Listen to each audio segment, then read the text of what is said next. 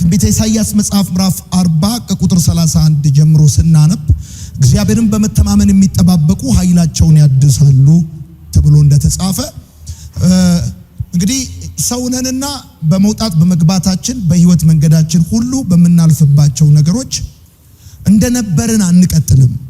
እድሜ ሲቆጠር ዘመን አልፎ ዘመን ሲተካ በተወሰነ መልኩ ድካም፣ እርጅና እና ሌሎች ነገሮች በህይወታችን ውስጥ ይሆናሉ። ስለዚህ እንደ ቀድሞ መቀጠል አንችልም። እንደዚሁም ደግሞ አቅማችን እየቀነሰ ይሄዳል። በተለያየ መንገድ ደግሞ ተፈላጊነታችንም ጠቃሚነታችንም እያነሰ ይሄዳል። ስለዚህ በህይወት ያለ ነገር ታውቃላችሁ ያረጃል፣ ራሱን ያድሳል። አበባም ቢሆን የትኛውም ነገር ቢሆን እንደዛ ነው እና ንስር ራሱን የሚያድስ ተፈጥሮ ያለው ፍጥረት ነው። ከዛ ተነስተን ራስን ስለማደስ ጠዋት ተነጋግረናል። ስለዚህ ራስን ማደስ አለብን። ሌላ መጥቶ የሚያድሰን አካል የለም። እኛ ነን ራሳችንን ማደስ ያለብን ብለን ካልን የመጀመሪያው ልናድስ የሚገባው ነገራችን ምንድነው ሲባል አእምሮአችንን እንደሆነ እናስተውላለን። የምትጽፉ ሰዎች አእምሮም የማደስ አስፈላጊነትን አቅልለህ ማየት የለብህም ብላችሁ ጻፉ። አእምሮን የማደስ አስፈላጊነትን በፍጹም አቅልላችሁ ማየት የለባችሁም እና ስትጽፉት ራሱ በወኔ ጻፉት። እሺ በወኔ ጻፉት። በወኔ ጻፉት። አእምሮን የማደስ አስፈላጊነትን አቅልለ ማየት የለብህም።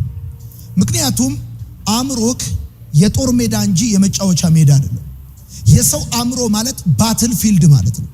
የህይወቱ ጦር ሜዳ የሚደረገው በሰው አእምሮ ውስጥ ነው። ወዳጆቼ አእምሮ የሰው ልጅ ዋነኛ ክፍል ነው። መታደስ ያለበት ለዛ ነው። ጻፉ። የሰው ልጅ ዋነኛ ክፍል አእምሮ ነው። ልክ የመኪና ዋነኛ ክፍል ሞተር እንደሆነ ዋናው ክፍሉ ሞተሩ ጤነኛ ሲሆን ለመጓዝ ለመሄድ በፀሐይ በጨለማ በተለያየ ሁኔታ ውስጥ ማለፍ እንደሚችል የሰው ልጅ ዋነኛ ክፍሉ አእምሮ ነው። ዋና ክፍሉ። ስለዚህ በሌላ አማርኛ ደግሞ የሰው ልጅ አእምሮ መታደስ ያለበት የጦር ሜዳ ስለሆነ ነው። በየትኛውም መልኩ በህይወታችሁ የሚያልፉ ሰልፎች የሚከናወኑት በአእምሮአችሁ ላይ እንደሆነ እንድታውቁ ይገባል። እንደውም እንደዚህ የሚባል አባባል አለ። ሰው የሚያድረው አእምሮ በሚውልበት ቦታ ነው ይባላል። ጻፉ። ሰው የሚያድረው አእምሮ በሚውልበት ቦታ ነው። ህይወታችሁ፣ እንቅስቃሴያችሁ፣ ትራንዛክሽናችሁ፣ መውጣት መግባታችሁ በጠቅላላ የት አካባቢ ነው ቢባል አእምሮአችሁ ባለበት አካባቢ ነው። እንደዚሁም ሰውን ሰው ሊያስብለው የሚችል ዋነኛ ነገሩ እግሩ አይደለም። ሰውን ሰው ሊያስብለው የሚችለው ዋነኛ ነገሩ እጁ አይደለም፣ አይኑ አይደለም፣ አእምሮ ነው። ሰውን አእምሮን የማደስ አስፈላጊነት ቀላል እንዳልሆነ እንድትገነዘብ ፈልጋለሁ። አቅል ለማየት የለብህም። ኦኬ፣ ራስን የምታድስ ከሆነ የትኛውን ክፍልህን ነው የምታድሰው ከተባለ በዋነኛነት አእምሮህን ነው። አእምሮ ዋናው ማንነት ነው። ኦኬ፣ ይሄን የነገርኳችሁ ለምንድነው? የጦር ሜዳ ነው፣ የመጫወቻ ሜዳ አይደለም። አእምሮክ ዝም ብለህ ፊልም የምታይበት፣ ሙዚቃ የምታይበት፣ ዝም ብለህ የምታይ ባትል ፊልድ ነው። የህይወትህ ድልም የህይወትህ ውድቀትም የሚወሰንበት ቦታ አእምሮክ ነው። ሰው አእምሮ ውስጥ ከተሸነፈ በዕለት ተዕለት እንቅስቃሴው አሸናፊ የሚሆንበት ምንም ምክንያት እንደሌለ እንድትገነዘቡ እንድታቁ እፈልጋለሁ። ወዳጆቼ ቅድም እንደነገርኳችሁ ታውቃላችሁ፣ ሰው እጁን አጥቶ መኖር ይችላል። ሰው እግሩን አጥቶ መኖር ይችላል። ሰው አይኑን አጥቶ መኖር ይችላል። ሰው ጥርሱን አጥቶ መኖር ይችላል። ሰው አእምሮውን ካጣ ግን መኖር ነው ያቆመው። የሰው ልጅ ዋነኛ ክፍል ወይም ሰውን ሰው የሚያሰኘው ነገር ቢኖር አእምሮ ነው። ወዳጆቼ ለምሳሌ ሰውን ከእንስሳ የሚለየው ነገር ምንድነው? አእምሮ ነው። እንስሳትም እግር አላቸው፣ አፍንጫ አላቸው፣ ይበላሉ፣ የተለያየ ነገር ያደርጋሉ።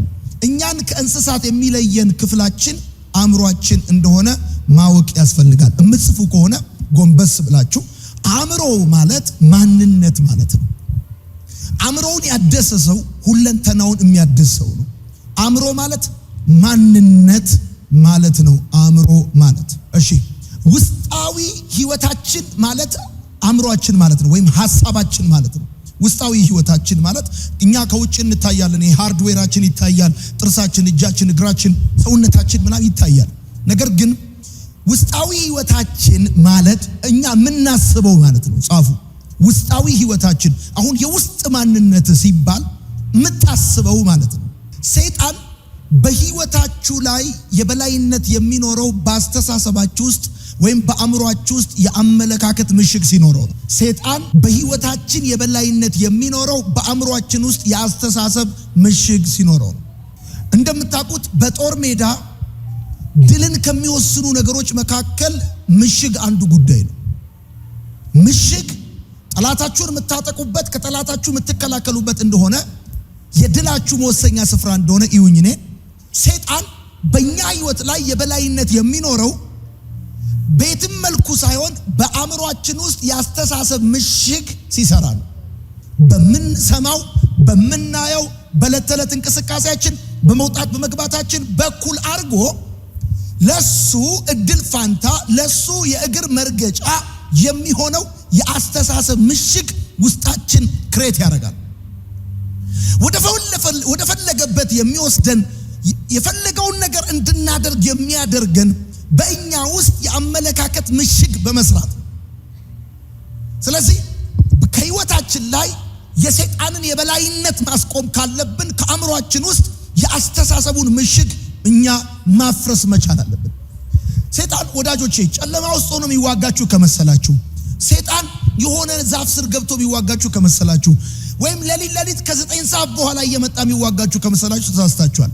የመጀመሪያ ህይወታችሁን ምስቅልቅል ማድረግ ሲፈልግ የሚያደርገው በእናንተ አእምሮ ውስጥ የአስተሳሰብ ምሽግ ክሬት ነው የሚያደርገው። አእምሮ ውስጥ ሁኔታዎቹን ያመቻቻል። ስለዚህ አእምሮአችሁ ሲታደስ የሰይጣን በህይወታችሁ ላይ የበላይነት እንዳይኖረው ሁኔታዎችን ማስተካከል ትችላላችሁ ማለት ነው። እንዲህ ብላችሁ ጻፉ። የሰው ድርጊቱ የሚነግረን ምን እንደሚያስብ ነው። ድርጊቱ የሚነግረን ምን እንደሚያስብ ነው። ቃል አውጥቶ በሐሳብና በቃላት በቋንቋ እማስበው ይሄን ነው ብሎ ባይነግረንም የሰው ድርጊቱ የሚነግረን ምን እንደሚያስብ ነው። ምክንያቱም እጃችን የሚያደርገው አፋችን የሚናገረው አእምሮአችን የሚያስበው ነው። ከየትም አምጥተህ አይደለም እጅህ የሚያደርገው ወይም አንደበት የሚናገረው። ለምሳሌ ይኸውላችሁ ይሄን እጄን የሚያዘው አእምሮዬ ነው። አእምሮዬ ሳያዘው እጄ ከተዘረጋ በሽታ ነው። አቤት የነርቭ ችግር ነው። ለምሳሌ አእምሮአችሁ ሳያዘው እጃችሁ ዝም ብሎ ሊዘረጋ ይችላል። እጃችሁ ከአእምሮአችሁ የሚደርሰው መልእክት ነው የሚተገብረው። አንደበታችሁም እንደዚሁ። ጌታ ኢየሱስ በማቴዎስ ወንጌል መጽሐፍ ምዕራፍ 12 ከቁጥር 34 እስከ 35 በልብና በአፍ መካከል ቀጥታ ግንኙነት እንዳለ ይናገራል።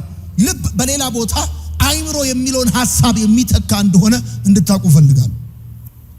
የሚታደሰው ዋነኛ የህይወታችን ክፍል አእምሮአችን ነው። ለምን? አእምሮአችን የጦር ሜዳ ነው። አእምሮአችን ውስጥ ነው ሰይጣን በእኛ ህይወት ላይ የበላይነት ለማግኘት ያስተሳሰብ ምሽግ የሚከፍተው። አእምሮአችን ማለት እኛነታችን ማንነታችን ማለት ነው። የሰው የመሆናችን ዋነኛ ትርጓሜ ነው አእምሮ ማለት። ወዳጆቼ ያልታደሰ አእምሮ ጻፉ የክፋት ምንጭ ነው። የክፋት ምንጭ ነው ያልታደሰ አእምሮ። ክፋት ይወዳል። ያልታደሰ አእምሮ ዲያብሎሳዊ ነው፣ ሰይጣናዊ ነው ያልታደሰ አእምሮ። ምክንያቱም በተለያየ መልኩ ከምንሰማው ከምናየው ከግንኙነታችን በተለያየ አቅጣጫ አእምሮአችን የሚያቆሽሹ ብዙ ነገሮች ይኖራሉ። ስለዚህ ሰው አእምሮ ካልታደሰ ዲያብሎሳዊ ነው የሚሆነው። ሰው አእምሮ ካልታደሰ ወይም አእምሮ ያልታደሰ አእምሮ የክፋት ምንጭ ነው የሚሆነው። የክፋት ምንጭ ነው የሚሆነው። በነገራችን ላይ በአእምሮ መታደስና በጤነኛ አእምሮ መካከል ልዩነት አለ ብላችሁ ጻፉ። ጤነኛ አእምሮ አለክ ማለት እና የታደሰ አእምሮ አለክ ማለት አንድ አይነት ነው ማለት አይደለም። የአእምሮ መታደስ ማለት ጤነኛ አእምሮ መያዝ ማለት አይደለም። ምን ማለት ነው? በጣም ብዙ ሰው ጤነኛ አእምሮ አለው። አግባቡ ይወጣል፣ ይገባል፣ ይበላል፣ ይጠጣል፣ ያገባል፣ ልጅ ይወልዳል፣ ስራ ይሰራል፣ ወጥቶ ይገባል። በቃ ይሄ ጤነኛ አእምሮ ነው። አንተ የሚያስፈልግህ ጤነኛ አእምሮ አይደለም። የሚያስፈልግህ የታደሰ አእምሮ ነው። ጻፉ። የሚያስፈልገኝ ጤነኛ አእምሮ አይደለም። ጤነኛ አእምሮ ይሄ መካኒካል የሆነውን ጉዳይ ማድረግ የሚጠበቅበትን ጉዳይ በትክክል የሚያደርግ ወጥቶ የሚገባ ሰዓቱን ጠብቆ ነገሮችን የሚያደርግ የሚወጣ የሚገባ እነዚህ ነገሮች ያደርጋል። ነገር ግን አሁን የአእምሮ መታደስ ብለን ስንል እያወራን ያለነው ስለ አእምሮ ጤንነት አይደለም። ምን ማለት ነው የአእምሮ መታደስ የሚለውን በኋላ ነግራችኋለሁ። ነገር ግን እንድታቁልኝ የሚፈልገው ነገር ምንድነው? በአእምሮ መታደስና በአእምሮ ጤነኝነት መካከል ልዩነት አለ። እንዲህ ብላችሁ ጻፉ።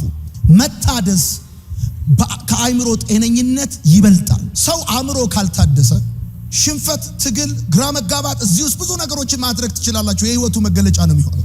ታውቃላችሁ፣ የትኛውም ባህሪያችን የአእምሮአችን ቅኝት ውጤት ነው። የትኛውም ባህሪያችን ጻፉ እንዲህ ብላችሁ። ሰው አእምሮ ካልታደሰ ሌባውን የደበቀ ፖሊስ ነው የሚሆነው። ሰው አእምሮ ካልታደሰ ሌባውን የደበቀ ፖሊስ ነው የሚሆነው። መቼም የህይወትን እንቆቅልሽ ፍቺ አታገኘው። የህይወትን እንቆቅልሽ ፍቺ የምታገኘው አእምሮህን በማደስ ብቻ ነው። አእምሮን ሪስቶር በማድረግ ብቻ ነው። አሁን በጣም ብዙ ሰው ምንድነው ካላችሁኝ በራሱ ላይ ራሱ ደብቆ አብሮ ነው ከቤተሰብ ጋር የሚፈልገው። አብሮ ከቤተሰብ ጋር ስራ ይፈልጋል።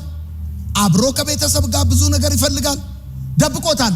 በአጭር አማርኛ ምን ማለት ነው? ቁልፉን ውጥኸው አቤት ቁልፉን አብረ ከቤተሰብ ጋር እየየ ያልክ ቸርችም ሄደ ጸበልም ሄደ ሐኪም ቤትም ሄደ ብትፈልገው አይገኝም። ራስ ላይ ቆለፍከው ራስ ነህ፣ የደበቅከው ራስ ነህ። ይሄንን ነገር ልትቀይር የምትችለው አእምሮን በማደስ ብቻ ነው። አሁን አንተ ጤነኛ ስለሆንክ ስለምትበላ ስለምትጠጣ ሰዓትን ጠብቀ ከብቶችም ይገባሉ 12 ሰዓት የአያቴ ከብቶች ነበሩ። ሲመሽ 12 ሰዓት ተከታትለው መስመር ይዘው ወደ ቤት ይገባሉ። ያልታደሰ አእምሮ ሌባውን የደበቀ ፖሊስ ነው። ጻፉ ቀጥላችሁ። ታውቃላችሁ በጣም የሚከብደው የተኛ ሰው መሸከም እንደሆነ። ሰው ከተኛ ሰውየውን መሸከም እንደሚከብድ ታውቃላችሁ። ለምሳሌ እኔ አሁን ተሸከመኝ ብዬ ብልህ ካልተኛው አልከብድህም። በጣም የተኛ ሰው መሸከም ይከብዳል። ከተኛ ሰው በላይ መሸከም የሚከብደው አእምሮ ያልታደሰ ሰው። አሁን ይኸውልህ ቤተሰቦች ግፍግፍ ያላቸው ያንተ ነገር ኦሬዲ እንደተኛ ቁጠረው። ግፍግፍ ያላቸው ሸክም ነው የምትሆነው። ሰው አእምሮ ካልታደሰ ሸክም ነው የሚሆነው። በሰው ላይ፣ በሀገር ላይ፣ በቤተሰብ ላይ፣ በብዙ ነገሮች ላይ ሰው አእምሮ ካልታደሰ ሸክም ነው የሚሆነው። ጻፉ እንዲህ ብላችሁ። አሁንም ያልታደሰ አእምሮ ከመጠን በላይ ስለራሱ ያስባል። ለምሳሌ ከመጠን በላይ ስለራስ ማሰብ ማለት ትዕቢት ማለት ነው። ጻፉ። ትዕቢት የጨለማ አስተሳሰብ ነው። የጨለማ አስተሳሰብ ነው ትዕቢት ማለት። ለምሳሌ ያልታደሰ አእምሮ አንዱ መገለጫው ትዕቢት ነው። ትዕቢት የጨለማ አስተሳሰብ ነው። ዲያብሎስን ያዋረደ ነው። ናቡከደነጾርን ሳር ያስጋጠ ነው። መላእክትን አጋንንት ያደረገ ነው ትዕቢት። ጻፉ። ያልታደሰ አእምሮ ከብዙ ትክክል ይልቅ ትንሽ ስህተት ያበሳጨዋል። አእምሮን ማደስ ያለብህ ለዛ ነው። ህይወት አብሶሉትሊ ፐርፌክት ሊሆን አይችልም። ብዙ መልካም እንኳን ቢኖር ትንሽ ስህተት እንዳያበሳጭ አእምሮ መታደስ አለበት። የተወሰኑ ነገሮችን ልንገርህ ብዬ ነው። ጻፉ። ያልታደሰ አእምሮ ንግግሩን አሳምሮ ኑሮን ያዝረከርካል። አሁን በጣም ብዙ ሰው ንግግሩ በጣም ነው የሚያምረው፣ ሲያወራ በጣም ነው ደስ የሚለው፣ ግን ኑሮውን ስታየው ዝርክርክ። እሱ ብቻ አይደለም፣ ቀልጣፋ ነው፣ ነገር ግን ጠንቃቃ አይደለም። አይታችኋቸው ከሆነ ያንግ ልጆች በጣም አራዳ ልጆች በጣም ቀልጣፋ ናቸው፣ ሲያወሩ ደስ ይላሉ፣ ኑሯቸው ዝርክርክ ነው። ከዛስ በጣም ቀልጣፋ ናቸው፣ ግን ደግሞ ጥንቃቄ የለባቸውም። እውቀት ይሰበስባሉ፣ ተግባር ግን ዜሮ ነው። አሁን አይምሮዬ እንደታደሰና እንዳልታደሰ የምታውቀው ለዛ ነው። ተግባር ላይ እንዴት ነህ? ንግግር ላይ አሪፍ ሆነ፣ ተግባር ላይ ዜሮ ከሆንክ አይምሮ መታደስ ያስፈልገዋል። መታደስ ያስፈልገዋል።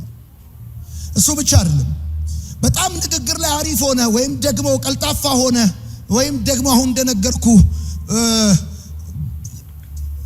ጥንቃቄ የተሞላበት ህይወት ከሌለ አይምሮ መታደስ ያስፈልገዋል። ጻፉ እንደዚህ ብላችሁ።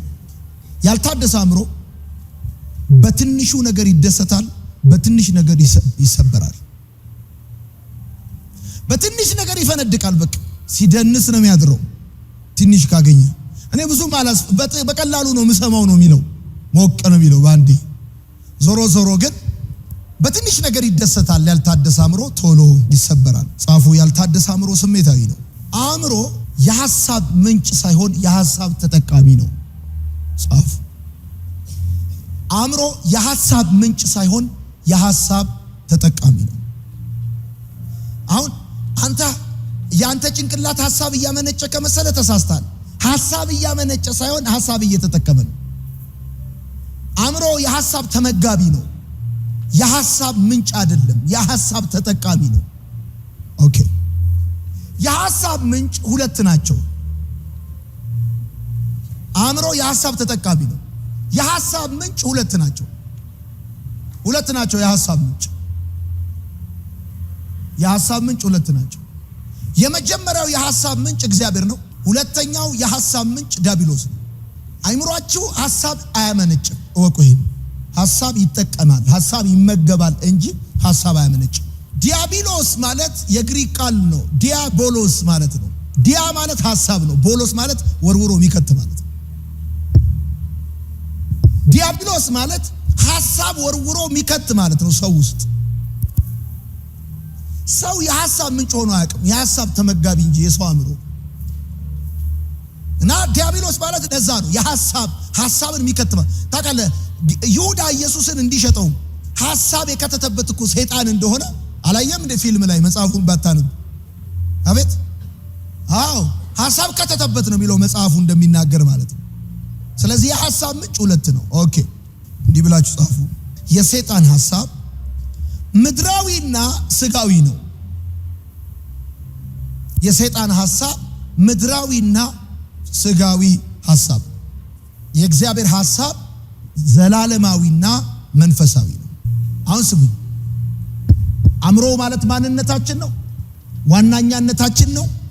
አእምሮ የሐሳብ ምንጭ አይደለም፣ የሐሳብ ተመጋቢ ነው ካልኳችሁ አእምሮን ማደስ ማለት እንዳትጽፉ እንዳትረሱ። ሰይጣን በእኛ ህይወት ላይ የበላይነት የሚኖረው በአእምሮአችን ውስጥ ባለው የአስተሳሰብ ምሽግ ነው ካልኳችሁ፣ የሐሳብ ምንጭ እግዚአብሔርና ሰይጣን ናቸው ካልኳችሁ፣ የሰይጣን ሐሳብ ምድራዊና ስጋዊ ነው ካልኳችሁ፣ ጊዜያዊ ነው ካልኳችሁ፣ የእግዚአብሔር ሐሳብ ዘላለማዊና መንፈሳዊ ነው ካልኳችሁ፣ አሁን አእምሮን ማደስ ማለት ህይወታችንን በጉዳታችን በልምዳችን ወይም በሰው አስተያየት ሳይሆን በእግዚአብሔር ቃል መሰረት መተርጎም፣ በእግዚአብሔር ቃል መነጽር ማየት ማለት ነው።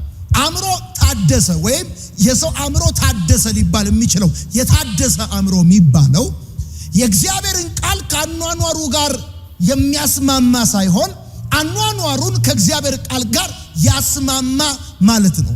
ለዚህ ነው የሚያስፈልጋችሁ ጤነኛ አእምሮ ሳይሆን የታደሰ አእምሮ ነው ብዬ የምላችሁ። እናንተ ወደዚህ ምድር የመጣችሁት በአጋጣሚ አይደለም። የፈጠራችሁ የሰራችሁ አስቦ የወለዳችሁ አምላክ አላችሁ። ኦኬ ቶዮታ ካምፓኒ መኪናውን ሲሰራ አብሮ የሚያዘጋጀው ማኑዋል አለው። ማኑዋል ማለት the mind of manufacturer ማለት ነው። የሰሪው ሐሳብ የሰሪው ጭንቅላት ማለት ነው። ስለዛ ፕሮዳክት ስለዛ ነገር ልክ እንደዚሁ እኔና እናንተ ስንፈጠር የተፈጠርነው በእግዚአብሔር ነው። በአጋጣሚ አይደለም የመጣ ነው። ሁለት ሰዎች ስለፈለጉ አይደለም ወደዚህ ምድር የመጣ ነው። እሺ የኛ አእምሮ የጦርነት ሜዳ ነው። ባትል ፊልድ ነው አእምሮአችን፣ የመጫወቻ ሜዳ አይደለም። ህይወታችን የሚታደሰው አእምሮአችን ሲታደስ ነው። እጃችን የሚያደርገው አእምሮአችን የሚያስበውን ነው። አፋችን የሚናገረው አእምሮአችን የሚያስበውን ነው። በልባችንና በአፋችን መካከል በአእምሮአችንና በአፋችን መካከል ቀጥታ ግንኙነት አለ። ኦኬ ስለዚህ አሁን የኛ ሐሳብ whatever it is ለምሳሌ ልንገርህ፣ አንድ ወፍጮ ቤት ሄደ ስንዴም ስጠው ይፈጫል፣ ጤፍም ስጠው ይፈጫል፣ በርበሬም ስጠው ይፈጫል። በቃ አለቀ። የሰው አእምሮ ማለት ልክ እንደ ወፍጮ ማለት ነው። የሰጠኸውን ነው የሚያመነዥገው፣ የሰጠኸውን ነው የሚያደርገው። አንድ ሰው አእምሮ ታድሷል ማለት ጤነኛ አእምሮ ካለው ሰው ይልቅ የታደሰ አእምሮ ያለው ሰው የሚለየው፣ የታደሰ አእምሮ ያለው ሰው ህይወቱን የሚመለከተው ህይወቱን የሚተረጉመው ለራሱም ስለ ስኬትም ሆነ ስለ የትኛውም ጉዳይ ስታንዳርድ አድርጎ የሚያየው የእግዚአብሔርን ቃል ነው። አኗኗሩን ከእግዚአብሔር ቃል ጋር ያስማማ ማለት ነው። አንዳንዶቻችን ህይወታችንን በጉዳታችን መነጽር ነው የምናየው። ሌሎቻችን ህይወታችንን የምናየው በሰው አስተያየት ነው።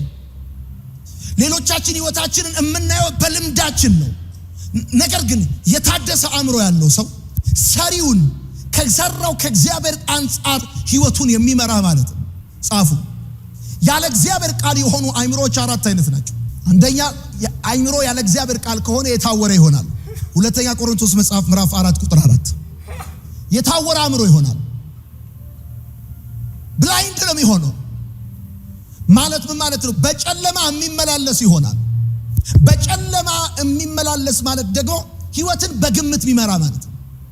መሰለኝ እያለ ደሳለኝ እያለ የሚኖር ህይወት ያለው ሰው ብላይንድ የሆነ አእምሮ ያለው ነው። ሁለተኛ ቆሮንቶስ መጽሐፍ ምዕራፍ 4 ቁጥር 4 የሚነግራችሁ ስለታወረ አእምሮ ይነግራችኋል። አእምሮ ያለ እግዚአብሔር ቃል ከሆነ መታወር ብቻ አይደለም የሚሆነው፣ ሌላም የሚሆነው ነገር እንዳለ የእግዚአብሔር ቃል ሲነግራችሁ እንደዚህ ይላል፣ የረከሰ ይሆናል። ጻፉ። ሁለተኛ አእምሮ ያለ እግዚአብሔር ቃል ከሆነ የረከሰ ይሆናል። ስለዚህ እርኩስ የሆነ አእምሮ ልክ ይኸውልህ፣ አሁን የእግዚአብሔር ቃል ከህይወትህ ኦሚት ሲሆን ወይም ሉዝ ስታረግ የእግዚአብሔርን ቃል አእምሮክን በምንም ታምር ታውቃላችሁ። መኪና እንኳን ፊልትሩ አለው። መኪና እንኳን ፊልትሩ አለው። ዝም ብሎ አይደለም ዘይት የሚወስደው፣ ዝም ብሎ አይደለም የሆነ ነገር የሚወስደው፣ አጣርቶ ነው የሚወስደው። ሰው የእግዚአብሔር ቃል ከሌለው አእምሮ የሚሆነው የረከሰ ነው የሚሆነው። እሱም ብቻ አይደለም፣ ጻፉ። ሶስተኛ ያለ እግዚአብሔር ቃል የሆነ አእምሮ ምን አይነት ይሆናል መሰላችሁ? የማይረባ አእምሮ ይሆናል። ሁለተኛው ቲቶ መጽሐፍ ምዕራፍ 1 ቁጥር 15 ነው። አራተኛው ጠላትነት የተሞላ አእምሮ ይሆናል። ቆላስይስ መጽሐፍ ምዕራፍ 1 ቁጥር 22 ጥላቻን ብቻ የሚያስብ አእምሮ በእግዚአብሔር ቃል ያልታደሰ አእምሮ ነው። ሁልጊዜ ሲያስብ ተራ ነገር የሚያስብ ከንቱ ነገር የሚያስብ አእምሮ የማይረባ አእምሮ፣ ሁልጊዜ የረከሰ ነገር በረከሰ አእምሮ ውስጥ ነው የሚገኘው። ስለዚህ ወዳጆቼ እዩኝ፣ እኔ ይኸው ቀና ሰይጣን በዋነኛነት የሚፈልገው ብራችሁን አይደለም። ሰይጣን በዋነኛነት የሚፈልገው አእምሮአችሁን። ምክንያቱም አእምሮአችሁ ማለት የህይወታችሁ ዋናው ሄድ ኦፊስ ማለት ነው። እያንዳንዱ እንቅስቃሴያችሁ የሚወሰነው በአእምሮአችሁ ነው። ውሏችሁ፣ ስሜታችሁ፣ ፍቃዳችሁ፣ አስተሳሰባችሁ የሚወሰነው በአእምሮአችሁ ነው። አእምሮአችሁ ስፍራ ያገኘ ነገር ነው ህይወታችሁ ላይ ስፍራ የሚያገኘው። አእምሮአችሁ ውስጥ የከበረ ነገር ነው ህይወታችሁ ላይ የሚከብረው። አእምሮአችሁ ላይ ጊዜ የወሰደ ነገር ነው በፊዚካል ዓለም ጊዜ የሚወስደው። እግዚአብሔርም የሚፈልገው በዋነኛነት አእምሮአችሁ ነው። ስለዚህ ሰው አእምሮ ታድሷል ካልን እያልን ያለ ነው ህይወቱን በእግዚአብሔር ቃል መነጽር ያያል ማለት ነው። ህይወቱን በጉዳቱ አያይም። ህይወቱን በዚህ ዓለም አንጻር አያይም። ህይወቱን በተለያየ ነገር አያይም። ህይወቱን እንደ እግዚአብሔር ቃል ያያል ማለት ነው። ስለዚህ አሁን ስታንዳርድ የእግዚአብሔር ቃል ነው ማለት ነው። መመሪያ፣ ፕሪንሲፕል፣ ህግ፣ ስርዓት። ታውቃላችሁ ሁላችንን የሚገዛ የሚያግባባ ህግ አለ። ለምሳሌ አሁን ልብስ መልበስ እብደት ነው አይደለም። ልብስ ማውለቅ ነው እብደት። እቤት ተኝተህ ሌሊት ላይ ሐሳብ ወደ አንተ ይመጣል፣ አእምሮ ውስጥ ይመጣል። እቤት ተኝተሻል፣ ሌባ ገባ፣ ዝናብ እየዘነበ ነው፣ ብቻሽን ነሽ። ከዛስ ትልቁን በር ከፈተው፣ እየተጠጋሽ ነው። አቤት መኝታ ቤት ደረሰ። በአካል የመጣ ሌባ የለም፣ አንቺ ጮሽ፣ ፈራሽ ምናምን። የትኛውም ነገራችሁ የሚተረጎም አእምሮአችሁ ውስጥ። ሰው አእምሮ ካልታደሰ የክፋት ምንጭ ነው የሚሆነው። ለምን ይኸውላችሁ የሰው አእምሮ ያለ እግዚአብሔር ቃል ከሆነ ታውቃላችሁ የታወረ ይሆናል፣ የረከሰ ይሆናል፣ የማይረባ ይሆናል፣ በጠላትነት የተሞላ ይሆናል። ለምን ካልከኝ ይሄው ይሄ ብርጭቆ ይሁን እዚህ ቀና ሄሎ ኢምፖርታንት ነገር ነው ማወራላችሁ።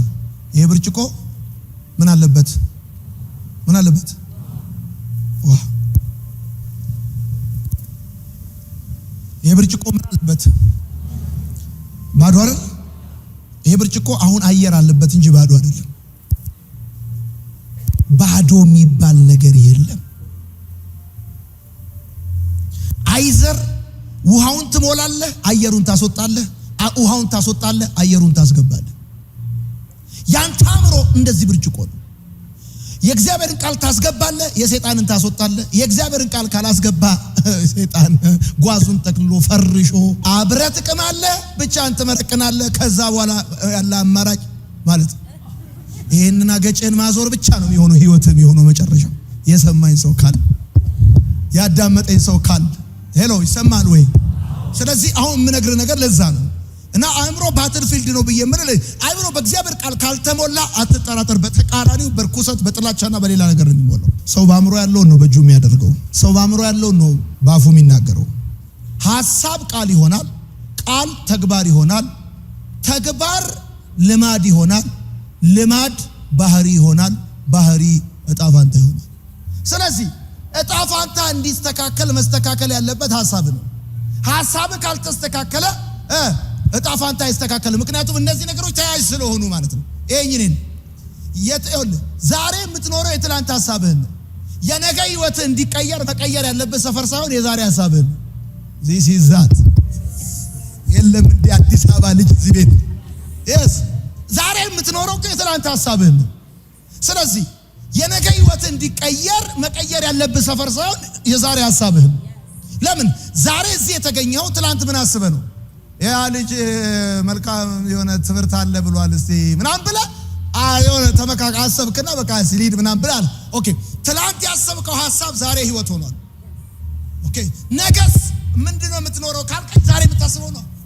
ዛሬ ሐሳብን ካልቀየርክ ነገ ህይወትን አትቀይረው።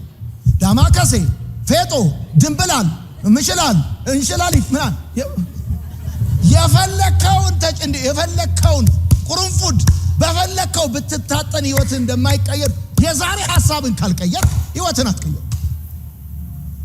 አሁን አንዳንዶቻችሁ አሜሪካ ብትሄዱ ወይም አፍሪካ ወይም ሳውዝ አፍሪካ ህይወታችሁ የሚቀየር ይመስላል። ኔቨር ኤቨር አይቀየር። ብር ብታገኙ አይቀየር። እኔ አሁን ባይዘው ስራ ስለሌለኝ ነው። ስራ ባገኝ ኑር ወይ ሳንቲም ባገኝ ኑር አይቀየር። እንደውም አጠናክረ ነበር የምትቀጥለው። አጠናክረ እግዚአብሔርም ራሱ ስለሚያውቅ አያያዝህን ምንም ሳይኖርህ እንዲህ ካጨስክ ቢኖርህ ቦምብ ስለምታጨስ ቢያንስ ይሄን እያጨስክ ጠብቀኝ ብሎ ነው የሰማኝ። አሁን እኔ ለሆነ ሰው ነው ምሳሌውን ያወራው። ዞሮ ግን የምነግርህ ነገር ምንድነው መሰለህ? ባጭራ ባህሪ እጣ ፋንታ ይሆናል። ደግሞ ልማድክ ባህሪክ ይሆናል። ተግባርክ ደግሞ ምን ይሆናል? ልማድ ይሆናል። ስለዚህ ቃልህ ተግባር ይሆናል። ሐሳብ ነው ቃል የሚሆነው። ለዚህ ነው ታስባለህ። መጀመሪያ ልጅቷን ታያታለህ፣ ትወዳታለህ፣ ሐሳብ ወደ ውስጥ ይመጣል። ቆንጆዬ ነች ትላለህ፣ ትወዳታለህ። ከዛስ ቀጥለ ምን ትላለህ? ገጣሚ ነኝ ትላለህ። እስከርቭ ግዙልኝ ትላለህ። እዚህ ላይ በቃ እንደ አርቲስት ያረጋሃል። እንደ ጨረቃ ደምቀሽ፣ እንደ ከዋክብት አብርተሽ፣ እንደ ፀሐይ አንቺ ባለሽበት ከተማ ለምንድነው ተደርባ የምትወጣው? ክፍለ ከተማ የክስ ወረቀት ታስገባለህ።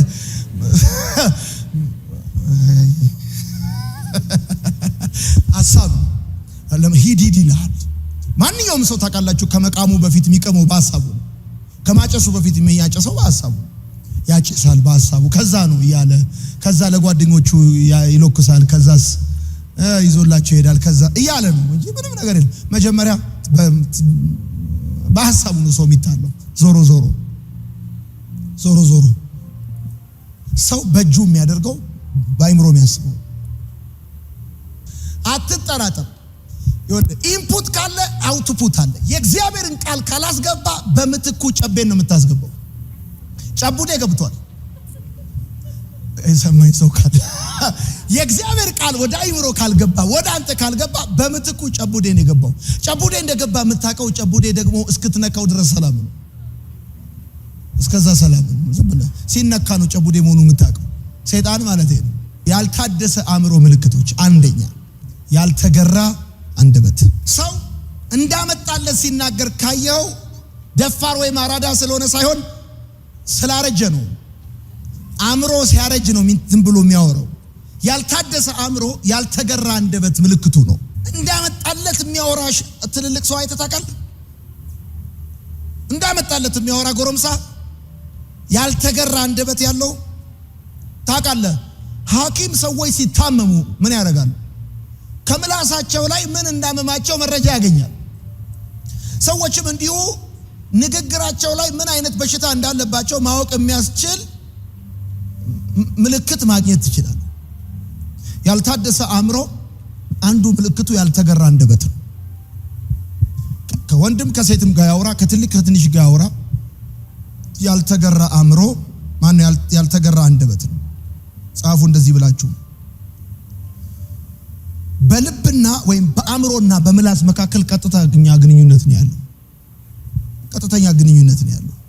ሰው በልቡ እንዳሰበው ነው በልቡ ሞልቶ የተረፈው ነው የሚናገረው እንደሚል መጽሐፍ ቅዱስ በምሳሌ መጽሐፍ ምዕራፍ 29 ቁጥር 11 ሲናገር እንደዚህ ይላል፣ ሰነፍ ሰው ቁጣውን ሁሉ ያወጣል፣ ጠቢብ ግን በውስጡ ያስቀራል ብሎ ይናገራል። አንደኛው ያልታደሰ አእምሮ ምልክት እሱ ነው። ቅድም ነግሬሃለሁ።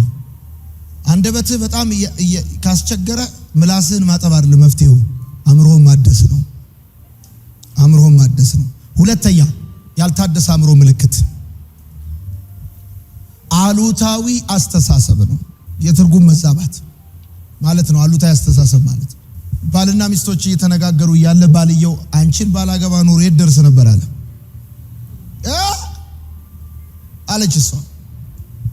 ጠርሙስ ሰብራ ልፈነከተው ስትል እኔ እኮ ያልኩት የት ደርስ ነበር፣ የትም አልደርስም ነበር፣ እዚሁ አንቺን ስላገባው ነው እዚህ ደረስኩት ብሎ የትርጉም መዛባት። አንዳንድ ሰው አይተዋል። ወዳለሁ ስትለው ገላለሁ ያልከው ነው የሚመስለው። አቤት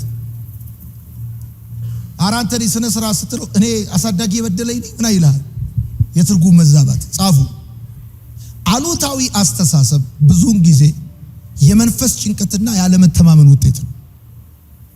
አሉታዊ አስተሳሰብ ብዙውን ጊዜ የመንፈስ ጭንቀትና ያለመተማመን ውጤት ነው። ሶስተኛ ያልታደሰ አእምሮ ምልክቱ አእምሮን መጠቀም አለመቻል ነው። ተሸክመ የምትዞረው ሀባብ አይደለም ጭንቅላት ነው። ተጠቀምበት።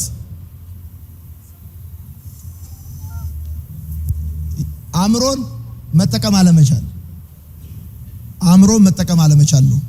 ሶስተኛው ምልክት ያልታደሰ አእምሮ። አእምሮ መጠቀም የማይችል ሰው አለ፣ ብዙ ሰው። ምን ማለት ነው? አእምሮ መጠቀም ምን ማለት ነው? በራስ ተነሳሽነት መጠቀም አለመቻል። ጻፉ። ላለመጠጣት አጠጣ የሚለው ሰው ያስፈልገዋል። ለመታጠብ ታጠብ የሚለው ሰው ያስፈልገዋል። አእምሮ ራሱ መታጠብ እንዳለበት በራሱ ተነሳሽነት ታጠብ አይለውም። አእምሮ መጠቀም አለመቻል። አራተኛ ያልታደሰ አእምሮ ምልክት ለአዲስ ነገር ዝግ መሆን። ታውቃላችሁ ለሰይጣን በጣም የሚመች ሰው ቢኖር አዲስ ነገር መቀበል የማይወድ ሰው ነው። በአጭር አማርኛ የማያመዛዝን ወይም የማይመረምር ማለት ነው። ጻፉ። የማያመዛዝን ወይም የማይመረምር እንዳሉትም ይሆን ፍርሃት ነው። ያልታደሰ አእምሮ ምልክት ሌላው ፍርሃት ነው። ሌላው ደግሞ ተጠራጣሪነት ነው።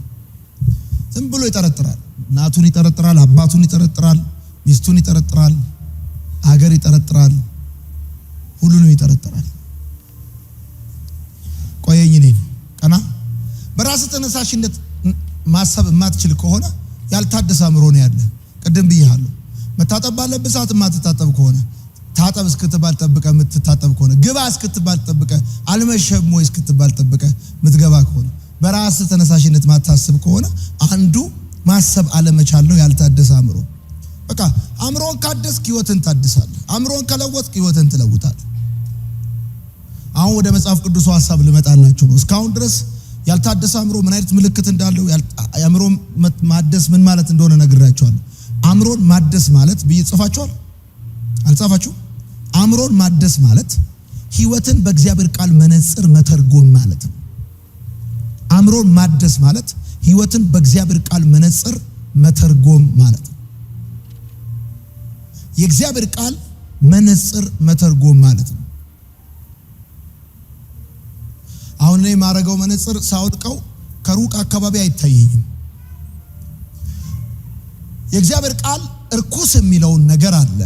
እንደ እግዚአብሔር ቃል ጉዳዩ ትክክል ነው ትክክል አይደለም የምትለው ይመቸኛል አይመቸኝም ብለህ አስበህ ሳይሆን ከቃሉ ተነስተህ ነው። ስለዚህ አእምሮ ማደስ እሱ ማለት ነው። ሮሜ መጽሐፍ ምዕራፍ 12 ከቁጥር 1 እስከ 2 ሲናገር በአእምሮአችሁ መታደስ ተለወጡ እንጂ ይህን ዓለም አትምሰሉ ይላል። አሁን ስፔሲፊክሊ መጽሐፍ ቅዱስ ራሱ በአእምሮአችሁ መታደስ ብሎ የአእምሮአችንን ስለማደስ ስለመለወጥ መጽሐፍ ቅዱስ ራሱ ያዘናል። በአእምሮአችሁ መታደስ ተለወጡ እንጂ ይህን ዓለም አትምሰሉ ብሎ ይናገራል። መለወጥ ዛሬ ጥሩ ነገ መጥፎ መሆን አይደለም። ዛሬ ጥሩ ነገ መጥፎ መሆን መለወጥ ሳይሆን መለዋወጥ ነው። በመለወጥና በመለዋወጥ መካከል ልዩነት አለ። ማያ ማለት ነው። እሺ በአማርኛ እስስት ማለት ነው። ዛሬ ጥሩ ነገ መጥፎ ትሆናለህ ማለት አንተ ትለዋወጣለህ ማለት ነው እንጂ ተለውጣል ማለት አይደለም። የእግዚአብሔር ቃል ሰዎች አእምሯቸውን እንዲያድሱ ያዛል። አእምሮን የማደስ አስፈላጊነት 4 ነው። አንደኛ የእግዚአብሔርን ፍቃድ ለማወቅ።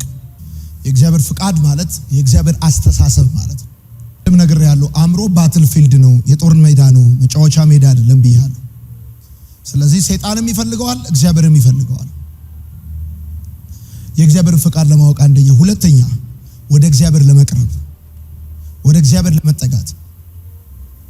ባልታደሰ አእምሮ ወደ እግዚአብሔር መቅረብ፣ ወደ እግዚአብሔር መጠጋት አትችልም።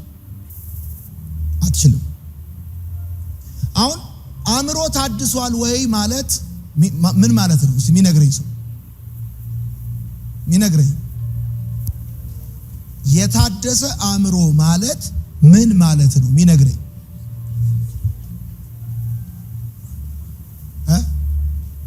ህይወቱን አሁን አንድ ሰው የታደሰ አእምሮ አለው ስንል ምን እያልን ነው? ህይወቱን በእግዚአብሔር ቃል መነጽር ይተረጉማል ማለት ነው። እንደ እግዚአብሔር ቃል ህይወቱን ይመለከታል ማለት ነው።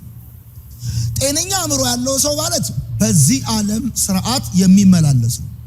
የታደሰ አእምሮ ያለው ሰው ግን ለምሳሌ ልንገርም፣ the same vocabulary different dictionary ታውቃለህ? አታውቅም? ምን ማለት ነው? እኛና ጆቫ ዊትነሶች the same vocabulary different dictionary ነው የምንጠቀመው። ምን ማለት ነው? ትርጉሙ ቃሉ አንድ ነው፣ ትርጉሙ ግን ይለያያል። እኔ ጋር ያለው ትርጉምና አንተ ጋር ያለው ትርጉም ይለያያል።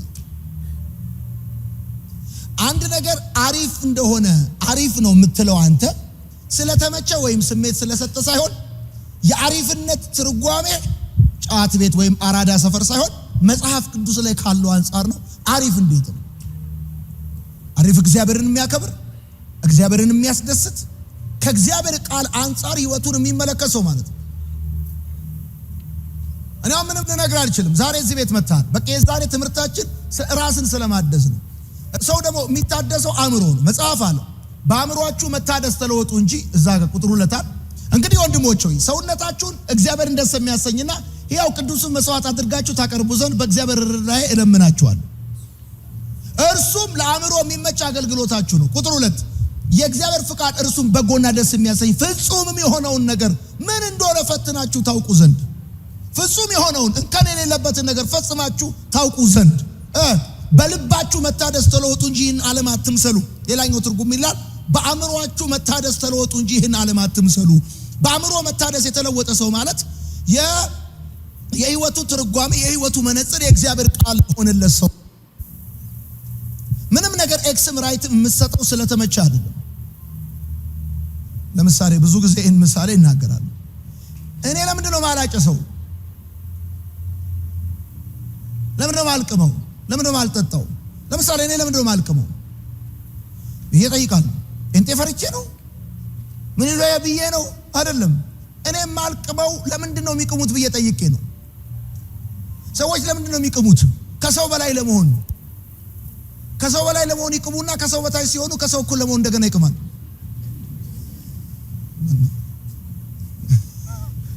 ጌታ ይባርከኝ። እሺ ይሄን ባጭር አማርኛ ሰዎች ለምንድነው የሚቅሙት? ለመመርቀን፣ ለመነቃቃት። እንደውም አንድ ልጅ መልካም ወጣት ላይ ብሎኛል፣ አንተ ሳትቅም እንዲህ ከሆንክ ብትቅም እንዴት ልትሆን ነበር? ከዚህ በላይ ያስባል።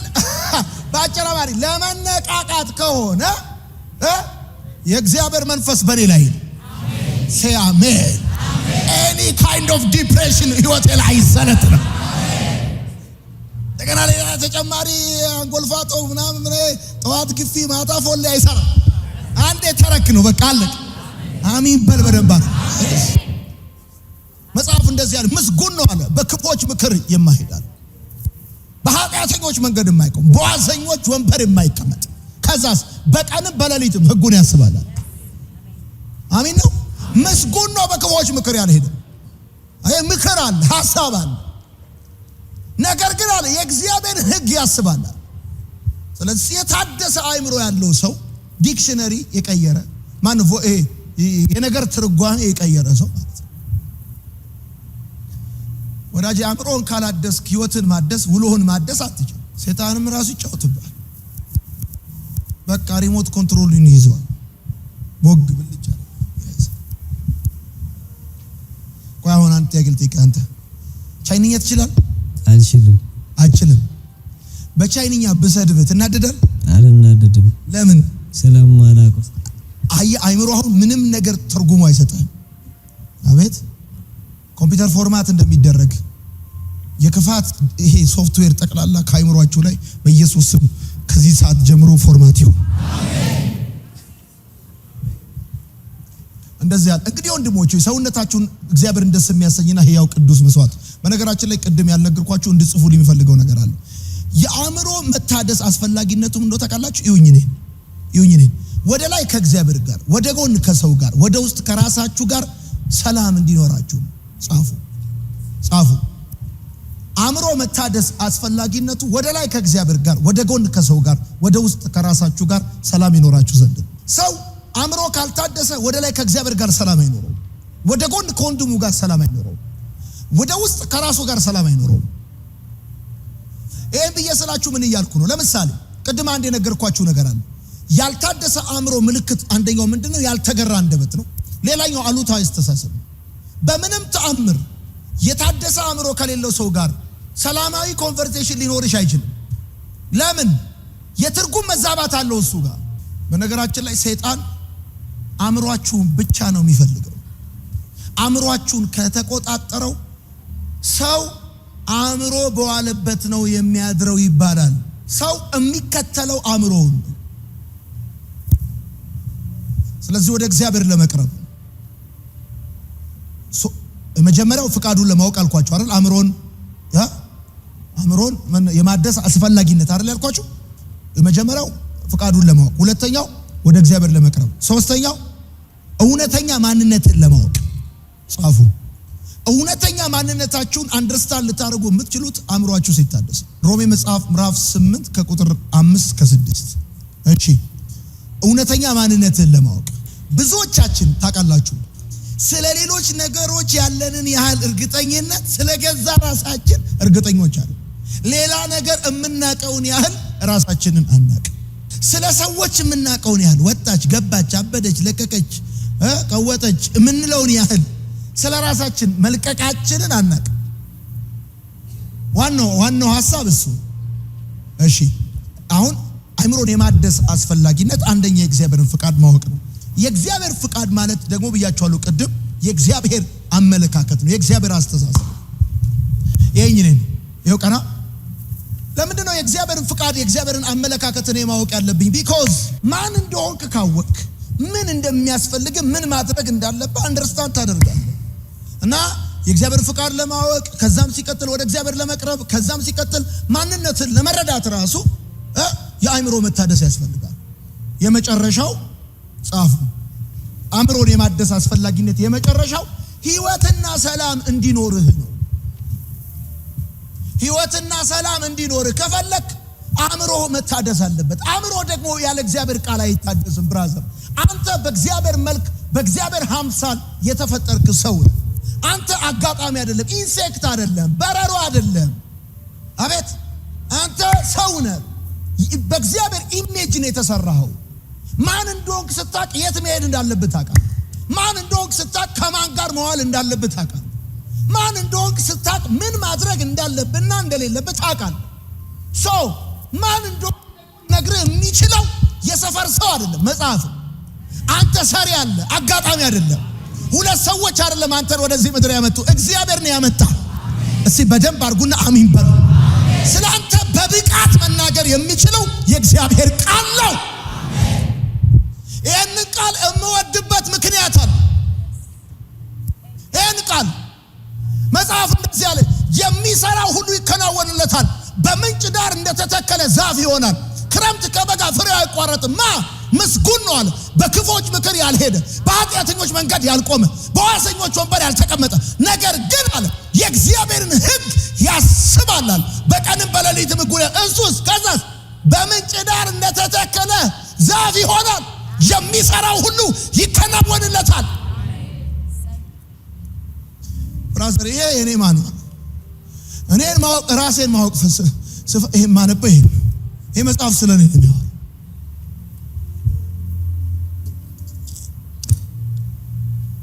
የመጨረሻው ይሁኝ ነኝ የብዙ ሰዎች ጥያቄ በዚህ ዘመን ምንድነው ካላችሁ ህይወትና ሰላም። ሰላም ናፈቀኝ ነው። ሰላም ነው የሚፈልገው። ሰላም ትፈልጋለህ? ህይወት ትፈልጋለህ? ህይወትና ሰላም እንዲኖርልህ ከፈለክ አእምሮ መታደስ አለበት። የእግዚአብሔር ቃል በሮሜ መጽሐፍ ምዕራፍ 8 ከቁጥር 5 ከ6 ሲናገር እንደዚህ ይላል፣ እንደ ሥጋ ፍቃድ የሚኖሩ የሥጋን ነገር ያስባሉ። ቅድምም ብለናል፣ የሰይጣን ሐሳብ ሥጋዊ ነው፣ ጊዜያዊ ነው። የእግዚአብሔር ሐሳብ ግን ዘላለማዊ ነው፣ ደግሞ ሰማያዊ ነው፣ መንፈሳዊ ነው። እሺ፣ እንደ መንፈስ ፍቃድ የሚኖሩ ግን የመንፈስን ነገር ያስባሉ። ሉክ አሁን የምታስበው ነው ኑሮህን የሚወስነው። እንደ መንፈስ ፍቃድ የሚኖሩ አለ የመንፈስን ነገር ያስባሉ አለ። ከዛስ ስለ ሥጋ ማሰብ ሞት ነውና ሞት ነው አጠቃላይ። ስለ መንፈስ ማሰብ ግን ሕይወትና ሰላም ነው። ሰላም በሌላ ነገር አይገኝም። ይሄው አንብበው ቃሉ ነው የሚለው ስለ ሥጋ ማሰብ ሞት ነውና ስለ መንፈስ ማሰብ ግን ሕይወትና ሰላም ነው። አሁን ስለ ሕይወት አንተ ሕይወትና ሰላም የምትፈልግ ከሆነ መቀየር ያለብህ ባጭር አማር ይሁኝ ነኝ። እዚህ ብዙ ወጣቶች ስላላችሁ ወደ እኔ ዞር። ሁል ጊዜ ይሄን ምሳሌ ወደዋለሁ። ለፑል ሴትአፕ እንዳለ ሁሉ ሕይወት ሴትአፕ አለ፣ ማይንድ ሴትአፕ አለ። ታውቃለህ የፋዘር ሬዲዮ ወደዚህ ሲያረጋት ዶቼ ቬለ፣ ወደዚህ ሲያረጋት አልጀዚራ። ትንሽ ብቻ ዞር አድርገው እስቲ። ልክ እንደዚህ ነው ይሄኝ ነኝ። ጭንቅላትን ከስጋዊ ወደ መንፈሳዊ ዞር ስታረገው ሲስተሙ ቻናሉ ላይ ሲመጣ አይተዋል። ብራዘር ወደ ቤት ገብተህ ማርሲል ፍሪኩዌንሲ ያለው የማርሲልን ፍሪኩዌንሲ ትተህ ሌላ ነገር ላይ አይመጣ። እንዴት አይመጣም? ህይወት አይመጣም፣ ሰላም አይመጣም። አይቶ ዘፈን ላይ ሆነ ስጋዊ ነገር እያሰብክ ጊዜያዊ ነገር እያሰብክ ህይወት አይመጣም፣ ሰላም አይመጣም። እንዴት ነው ሰላም የምታገኘው? መጽሐፍ እንደዚህ ያለ እንደ ሥጋ ፍቃድ የሚኖሩ አሉ የሥጋን ነገር ያስባሉ አለ። ጠዋት ማታ ተነስተው በቃ የሚያስቡት የሥጋ ነገር ነው። ከዛስ እንደ መንፈስ ፍቃድ የሚኖሩ ግን የመንፈስን ነገር ያስባሉ አለ። የሥጋን ነገር የሚያስቡ ሞት ነው። የመንፈስን ነገር ማሰብ ደግሞ ህይወትና ሰላም ነው። ሰላም ከፈለክ የመንፈስን ነገር ማሰብ አለ። ህይወት የሚፈልግ እጁን ያሳይ። ሳትዋሽ እሺ። ሰላም የሚፈልግ ተባረኩ። አሁን ይሄኝ ነው ህይወት። ሰላም የሚፈልግ ሰው ሲተኛ ወጪ ወራጅ መተኛት የማይፈልግ አልሰማኝ። ወጪ ወራጅ ማለት ምን ማለት ነው? አቤት 3 ሰዓት ላይ ትተኛለህ፣ 5 ሰዓት ትነሳለህ፣ ግቢውን ትዞራለህ፣ እንደገና ትተኛለህ። አሁን 8 ሰዓት 9 ተኩል ትነሳለህ፣ ግቢውን ትዞራለህ። አቤት እንዲሁ እንደ ቃዥ እንዳልክ ሳይሆን በቃ አንዴ ስተኛ መተኛት። ከዛስ እኔም ነቃው ደግፎኛልና ነቃው፣ በሰላም እተኛለሁ፣ አንቀላፋለሁ። አሜን በል። የታደሰ አእምሮ ፍሬ ያፈራል። እንዲህ ብላችሁ ጻፉ። ጥላቻ ፍቅር ይሆናል፣ ጭንቀት ደስታ ይሆናል፣ ተስፋ መቁረጥ ሰላም ይሆናል። አእምሮዬን ለማደስ ምን ላድርግ? አንደኛ በክርስቶስ ኢየሱስ እመን። ሁለተኛ ካመንክ ንስሐ ግባ። አእምሮን ማደስ ወደ እግዚአብሔር መመለስ ስለሆነ አሁን ሰላም ካጣ ህይወት ካጣ በቃ ከእግዚአብሔር ሐሳብ ርቀው ከወጣህበት ጉዳይ ላይ ወደ እግዚአብሔር ተመለስ። ሶስተኛ የውጭ ተአምር መጠበቃቁ አእምሮ እንዲቀየር እንዲታደስ ማለት። አራተኛ የህይወትን መመዘኛ የእግዚአብሔር ቃል አድርግ። ታውቃላችሁ ኪሎ ሜትር ስታንዳርድ አለው። ኢትዮጵያ 1 ኪሎ ሜትር፣ አሜሪካ 10 ኪሎ ሜትር አይሆንም። የህይወትን መመዘኛ የእግዚአብሔር ቃል። የሰው አስተያየት አታርግ፣ የሰው ሐሳብ አታርግ፣ የጓደኞችን ንግግር ምናምን አታርግ። የህይወትን መመዘኛ የእግዚአብሔር ቃል ነው ማድረግ ያለብህ። ካሳወሳችሁ ጌታ ኢየሱስ በምድረ በዳ ከጾመ ከጸለየ በኋላ ሰይጣን አልመጣም። ከዛ ምን አለው? ይሄን ድንጋይ ዳቦ አድርጋ ነው። አሁን ጌታ ኢየሱስ የህይወቱን መመዘኛ የእግዚአብሔርን ቃል ባያደርግ ኖሮ አስባችሁታል? ርቦት ነበር እኮ ይላል። ሰይጣን መጥቶ ባይ ዘ ወይ ሰይጣን ሲፈትን በሌለ ነገር አይፈትንም፣ ባለ ነገር ነው የሚፈትን። አንተም ብሎ ክርስቲያን ምን ይላል? እውነትህ ነው እባክህ ትላለህ አንተ ገዛ። አቤት ይወላችሁ አንተ የእግዚአብሔር ልጅ ከሆንክ ድንጋዩን ዳቦ አድርጋለሁ። ድንጋዩ ድንጋይ ሆኖ ቀጠለም ድንጋዩ ዳቦም ሆነ የኢየሱስ የእግዚአብሔር ልጅነት ማረጋገጫው የድንጋዩ ዳቦ መሆን አይደለም። ከሁኔታ አንፃር አይብራራም የኢየሱስ የእግዚአብሔር ልጅነት። ስለዚህ በደንብ አድርጋችሁ ስሙኝ። የህይወታችሁ መመዘኛ የእግዚአብሔር ቃል ማድረግ አለባችሁ አይምሯችሁ እንዲታደስ ከፈለጋችሁ። በቃ አምስተኛ አሉታዊ ሐሳቦችን ተቃወሙ። ወፎች በጭንቅላት ላይ እንዳይበሩ መከልከል አትችልም። እንዳይበሩ ማድረግ አትችልም። ወፎች በጭንቅላት ላይ መብረር ይበራሉ። ጸጉር ላይ ግን ጎጆ እንዳይሰሩ መከልከል ትችላለህ። አሉታዊ ሐሳብ ወደ አንተ እንዳይመጣ መከልከል አትችልም። ማለት ይመጣል። አንተ ላይ ቤት እንዳይሰራ ነው መከልከል የምትችለው። ሐሳቡ ወደ አንተ ያመጣል። እንደዚህ ይላል፣ ራስን አጥፋ ምን ትጠቅማለህ ሚል ሐሳብ ወደ አንተ ይመጣል። ይሄ የመጣው ሐሳብ ወደ አንተ ሲመጣ አንተ ላይ ጎጆ እንዳይሰራ መከልከል ትችላለህ። ሰይጣን ከተማው ላይ መዞር ይችላል። እኔ ላይ የመጣ ግን እንደፈለገ መፈንጨት አይችልም። ስድስተኛ አእምሮ እንዲታደስ የመታደሱን ሂደት አክብር። ምን ማለት ነው? አእምሮ ውስጥ ለውጥ ለማየት ጊዜ ውሰድ። እግዚአብሔር ዓለምን ለመፍጠር 6 ቀን እንደወሰደበት አስታውስ። በሶስተኛው ቀን መልካም እንደሆነ አየ ይላል እግዚአብሔር። ገና ያላለቀ ያልተጠናቀቀ ነገር አለ። ከቀረው ነገር ይልቅ የተሰራውን ነገር አከበረ። አእምሮ እንዲታደስ ከፈለክ ከሚቀርህ ነገር ይልቅ የተደረገውን ነገር ሪስፔክት አድርግ። ይሄ እግዚአብሔር ኔቸር ነው። በሶስተኛው ቀን እግዚአብሔር መልካም እንደሆነ አየ አለ። ገና እኮ የሚቀር ነገር አለ። አሁን 3 ቀን መጥተሃል። ሙሉ ነገር አይደለም። ኢትስ ኦኬ። የቀረ ነገር አለ። ቆንጆ ነው። ግን እስካሁን የመጣው መልካም እንደሆነ ሪስፔክት አድርግ።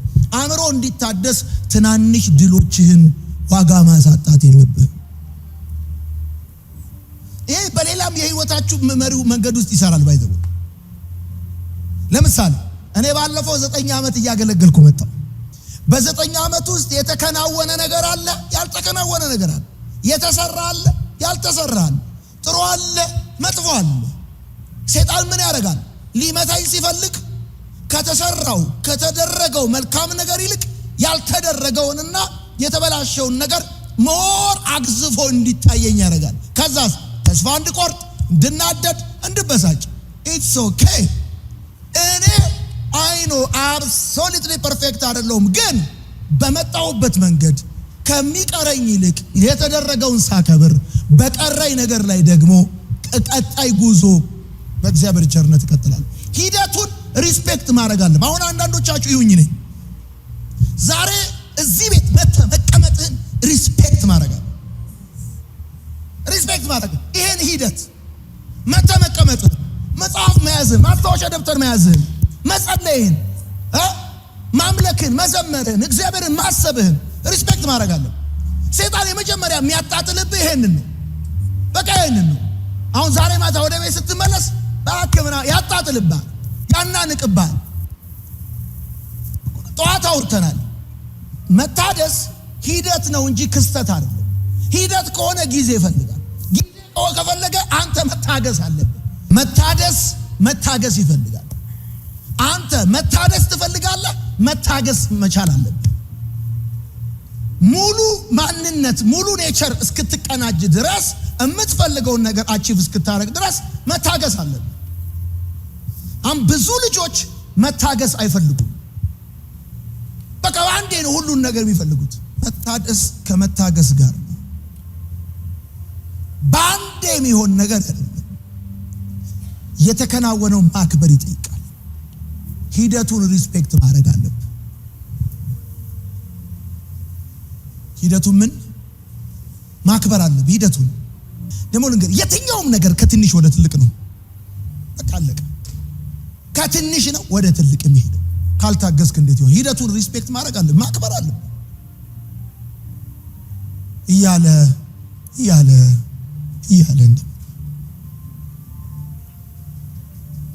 አሁን እዚህ ቁጭ ብላችሁ ሰይጣን የተለያየ ነገር ያመጣላችሁ። ጠዋት ምን ብያችኋል?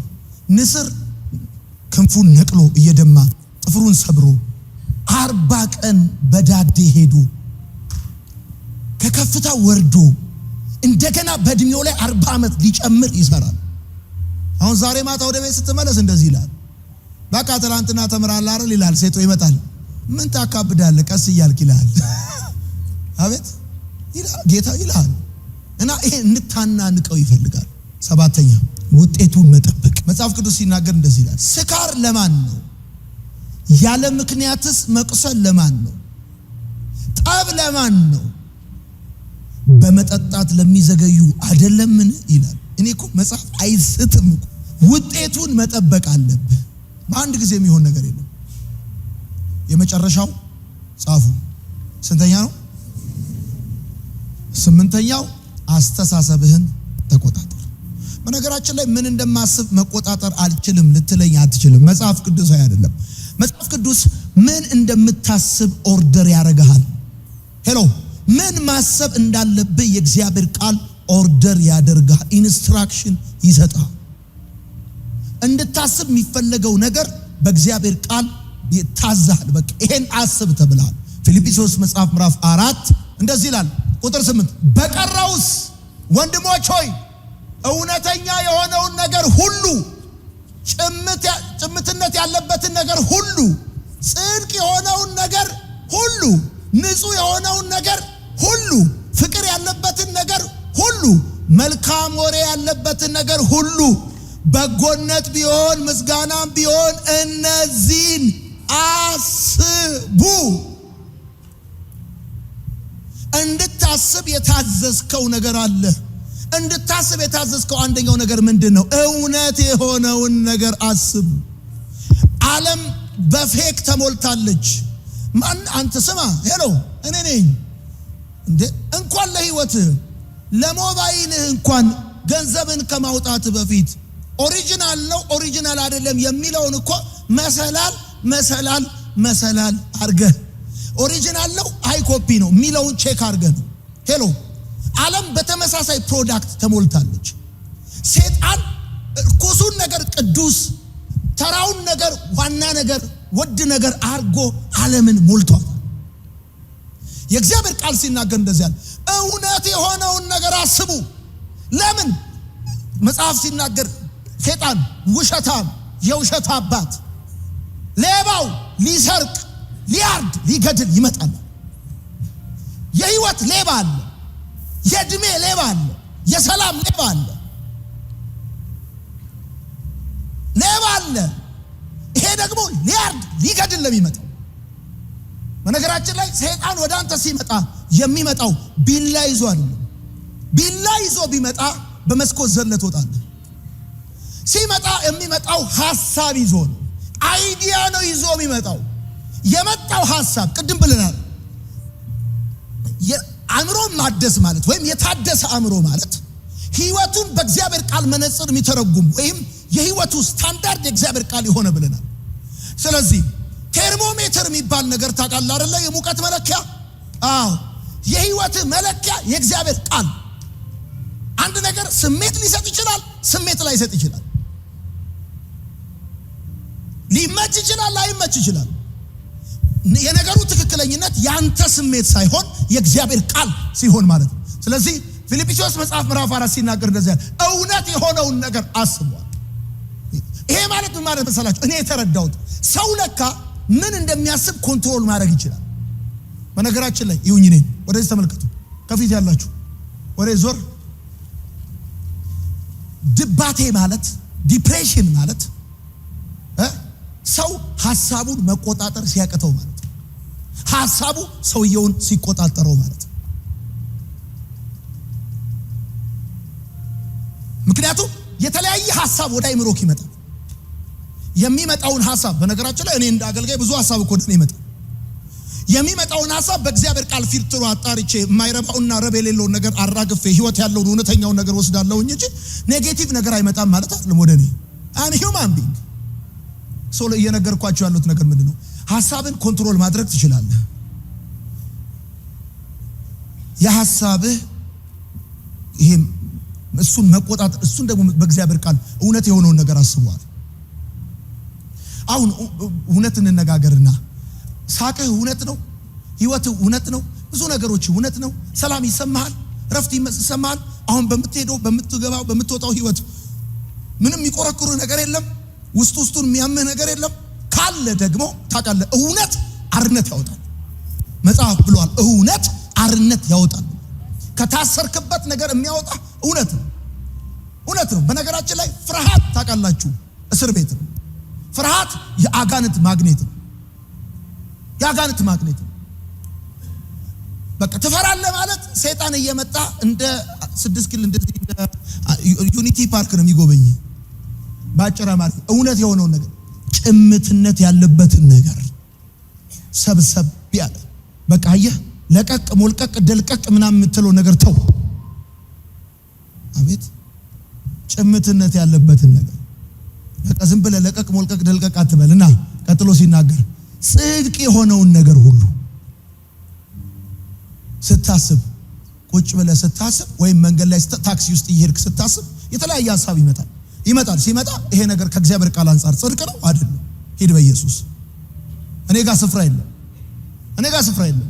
በእጅ አላረገም፣ በአፍ ያልተገበረ እኔ ጋር ስፍራ የለም። ቀጠለ ጽድቅ የሆነውን ነገር ሁሉ፣ ንጹህ የሆነውን ነገር ሁሉ፣ ፍቅር ያለበትን ነገር ሁሉ፣ መልካም ወሬ ያለበትን ነገር ሁሉ። መልካም ወሬ ካለ መጥፎ ወሬ አለ። እነዚህ ነገሮች በንጽጽር የሚቀርቡት። ስለዚህ መጥፎ ወሬ አለ ማለት ነው። መልካም ወሬ ያለበትን አለ። ከዛስ በጎነት ቢሆን ምስጋናም ቢሆን፣ ከዛስ እነዚህን አስቡ። ከዛ እንደዚህ አለ ቁጥር 9 እናንብበው አንድ ላይ ለማንበብ 1-3 እዛ ፊት ለፊት ቁጥር 9 1-3 ከኔ የተማራችሁትንና የተቀበላችሁትን ከዛስ ምን ያላችሁትን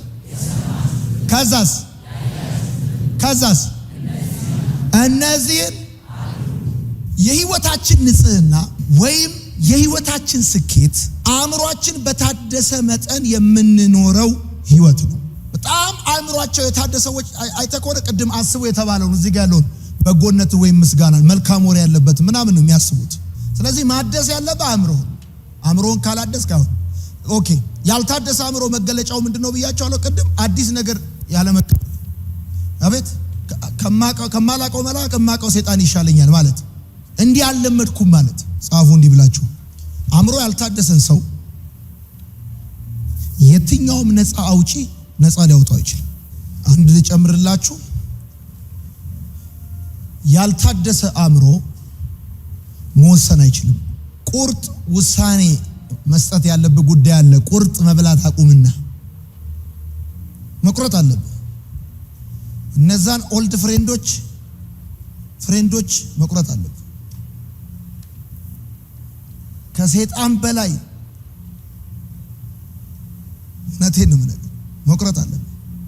የከሰዓቱን ሐሳብ ምን አልን? አእምሮን የማደስ አስፈላጊነትን አቅልለህ አላለ ነገሩኛ። አእምሮን የማደስ አስፈላጊነትን አቅልለህ አትየው። ለምን? አእምሮክ የጦር ሜዳ እንጂ መጫወቻ ሜዳ አዎ። ከዛ ምን አለ? አእምሮ የሰው ልጅ ዋንኛ ክፍሉ ነው። አእምሮ ማለት ማንነት ማለት ነው። ሰው የመሆናችን አይደል ማሳያ አእምሮአችን ነው አላለም? ሰይጣን በህይወታችን ላይ የበላይነት የሚኖረው በአእምሮአችን ውስጥ ያስተሳሰብ ምሽግ ሲኖረው ነው። this is the best definition። ይሄ አስተማሪ የሆናችሁ ሰዎች ካላችሁ the best definition። ሰይጣን በሰው ህይወት የበላይነት የሚኖረው በአእምሮ ውስጥ ባለው የአመለካከት ምሽግ ውስጥ ተደብቆ ነው። ሌላ ምንም አይደለም። መንጠቆ የለው ምን የለው ምንም የለውም። አንተ ውስጥ ያለው አስተሳሰብ ቅድም ነግሬሃለሁ። በአመለካከት ወደ ውስጣችን እንዲገባ ከፈቀርንለት እርኩሰት መላቀቅ ማለት ነው። አእምሮን ማደስ ማለት አእምሮን ማደስ ማለት ህይወትን በጉዳት ወይም በልምድ ወይም በሰው አስተያየት አላልንም ቅድም መተርጎም ማቆም አይደል? በዛ መነጽር ማቆም፣ በእግዚአብሔር ቃል መነጽር ማየት ወይንም ደግሞ ኑሯችንን ከእግዚአብሔር ቃል ጋር ማስማማት ማለት ነው ብለናል። ንስር 40 ቀን መሬት ላይ ሄዶ ከታደሰ እኔና እናንተ እግዚአብሔር ይረዳናል። በሚቀጥለው 4 ቀንና 5 ቀን እማታውቁትን አዲስ ህይወት እግዚአብሔር ይሰጣችሁ።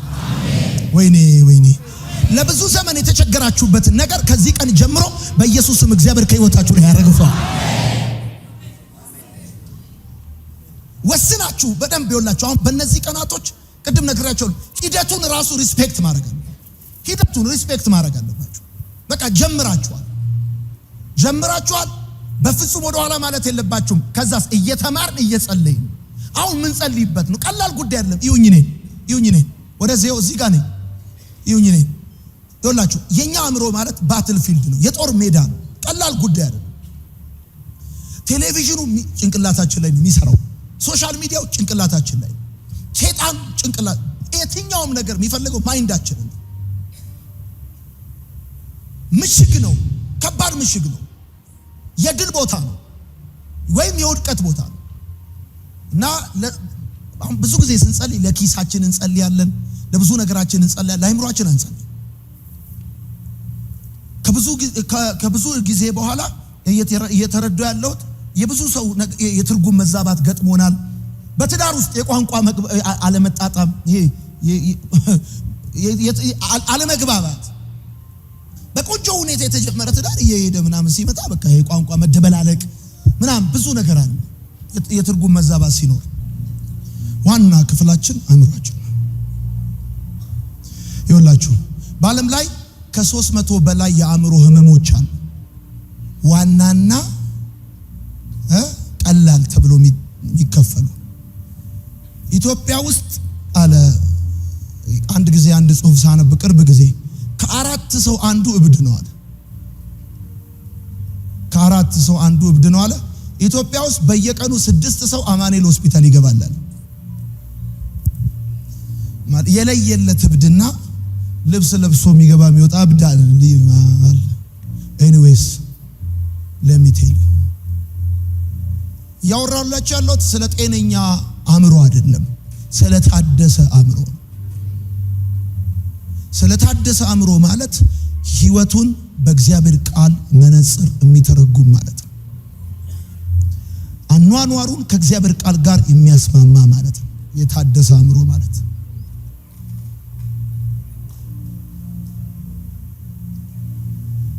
በቃ እዚህ ጋር ነው አእምሮአችሁ ጋር ነው ድላችሁም ሁሉ ነገራችሁ ያለው። ታውቃላችሁ እኔ እንደውም ብዙ ጊዜ ሰው መንገድ ሲሄድ ወደ ሐዋሳ ሲሄድ ምና ይጸልያል። መንገዴን ላንተ አደራ አሳልፌ እሰጣለሁ፣ ከፊቴ ቅደም፣ እግዚአብሔር ሆይ ልጆቼን አደራ እንደዚህ ምናምን ይላል። ብዙ ሰው ለአእምሮ አይጸልይም። ከዛ ለአብድ ነው ይላል። you have to pray።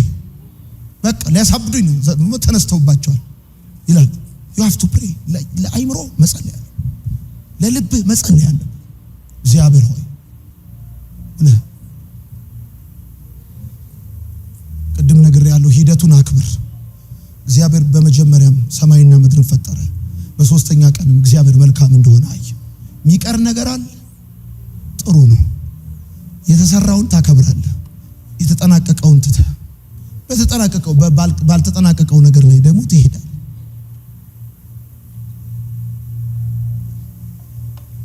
ዛሬ 1 ብለህ ጀምረሃል። መጋቢት 8 የዛሬ ዓመት ህይወት እንደዚህ ሆኖ አይቀጥልም። አሜን በል። የዛሬ ዓመት ህይወት እንደዚህ እንደሆነ አይቀጥልም። በእነዚህ ቀናቶች እየተንፏቀክም ቢሆን ልክ እንደ ንስር ነገርህን አድሰ ዓላማን ማሳካት አለበት። ክብር ለጌታ ይሁን። አሜን ነው። ደስ ያለው ሰው